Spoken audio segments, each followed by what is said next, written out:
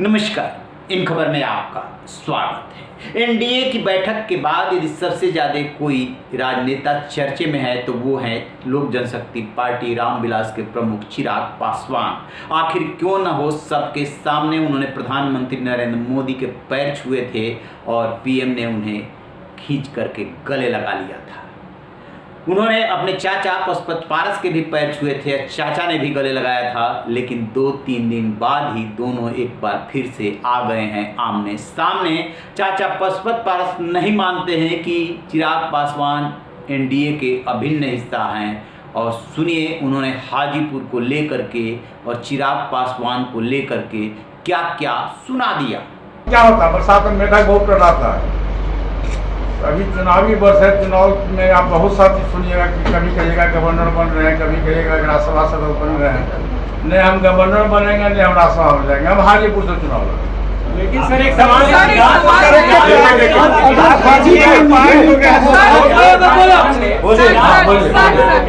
चिराग पासवान ने ये साफ कर दिया है कि वो हाजीपुर छोड़कर कहीं से चुनाव लड़ेंगे। हाजीपुर ऐसा है सर, एनडीए गठबंधन के सहयोगी दल हम हैं शुरू से। चिराग पासवान जी अभी तक विधिवत एनडीए गठबंधन के सदस्य नहीं हुए हैं। एनडीए की बैठक में जरूर उनको निमंत्रण दिया गया, लेकिन एनडीए गठबंधन के उस दिन जो एनडीए सांसदों की जो बैठक हुई थी पार्लियामेंट में, उसमें चिराग पासवान जी को निमंत्रण नहीं दिया गया था। जान लीजिए टेक्निकल बात।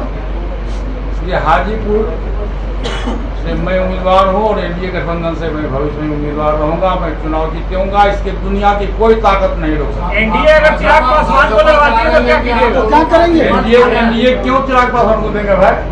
एनडीए का सहयोगी दल हम है। एनडीए के सहयोगी दल हम है भाई। तो वो भी शामिल हो रहे हैं। चिराग पासवान भी कहते हैं कि आप सुन लीजिए, चिराग पासवान जी से पूछिए कि 2020 से लेकर अभी तक एक बार भी श्री लालू प्रसाद यादव जी का नाम लिए खिलाफ में, एक बार भी तेजस्वी यादव जी का नाम लिए हैं। वो कहते हैं कि लालू यादव जी हमारे पिता के मित्र थे, हमारे नेता हैं, और तेजस्वी यादव हमारे छोटे भाई नीतीश कुमार जी का विरोध करते हैं, लेकिन आरजेडी के जो नेतागण है उनका विरोध नहीं करते हैं। ये आप जान लीजिए। हाँ बोलिए। बीजेपी आपकी दोनों पार्टी को मर्ज करवाना चाहते हैं, ऐसा सूचना है।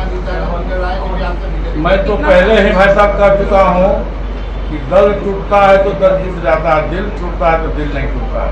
बिगड़ी बात बने नहीं, लाख करो किनको, रहीमन फाटे दूध को मथे न माखन। मतलब आज भी मानते हैं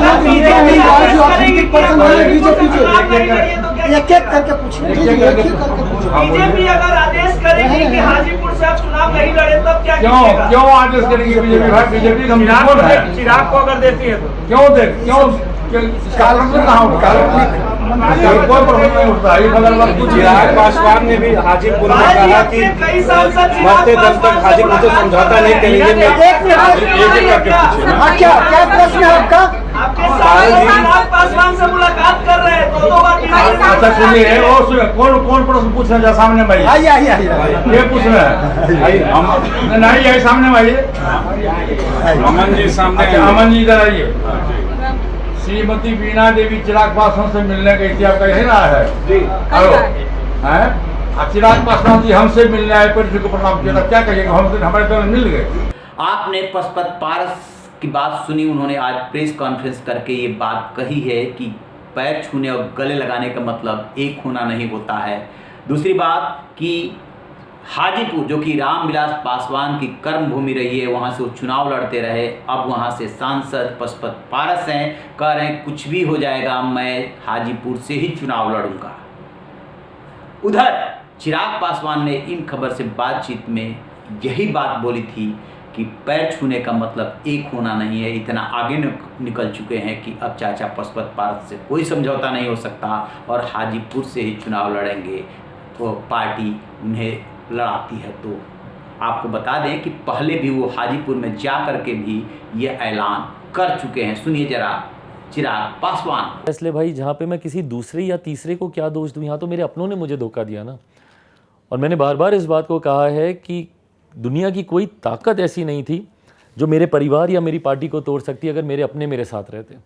तो जब मेरे अपने ही मेरे साथ नहीं रहे, जब मेरे अपनों ने ही मुझे धोखा दिया, तो मैं किसी दूसरे या तीसरे पे क्या उंगली उठाऊं या उनसे क्या उम्मीद रखूं। आप बात अपनों की छेड़ी है, उसी कार्यक्रम में अपनों से भी मुलाकात हुई और जैसा कि आपने बताया है, मैंने देखा था कि वो हमारा संस्कार था, उस हिसाब से आप उनसे मिले।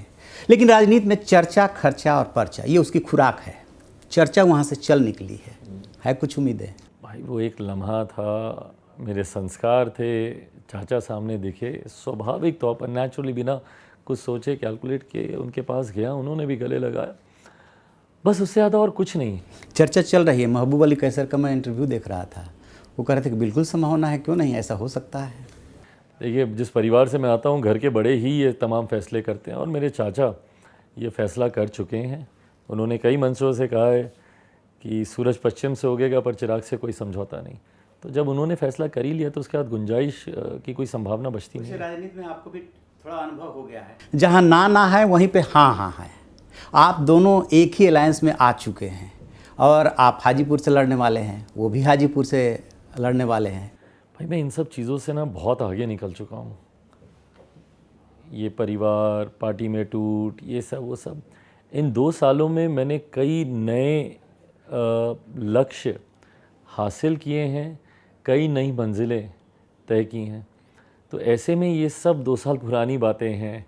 उस वक्त क्या हुआ, पार्टी, परिवार, ये सब, अब इनसे मैं बहुत आगे निकल चुका हूँ। जहाँ मैं बिहार फर्स्ट, बिहारी फर्स्ट की बात करता हूँ, बिहार को एक विकसित राज्य बनाने की बात करता हूँ। ऐसे में अगर मैं घर परिवार की लड़ाई में ही उलझ के रह जाऊँ तो मेरा ध्यान कैसे केंद्रित रहेगा उस लक्ष्य की ओर। आप हाजीपुर से लड़ेंगे?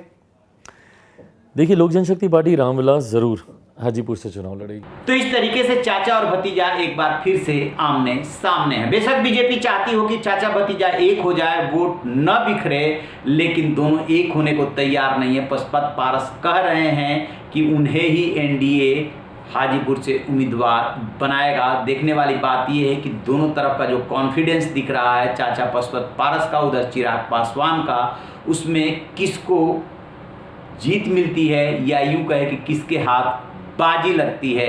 खबरें ये भी आ रही है कि जो पशुपत पारस के साथ 5 सांसद गए हैं, उनमें से बीणा देवी इस प्रेस कॉन्फ्रेंस में नहीं आई। वो चिराग पासवान से मिली थी, जिसका जवाब वो इस तरीके से दे रहे हैं पशुपत पारस, कोई किसी से मिल सकता है, लेकिन तय मानिएगा अंदर खाने सब कुछ ठीक नहीं है।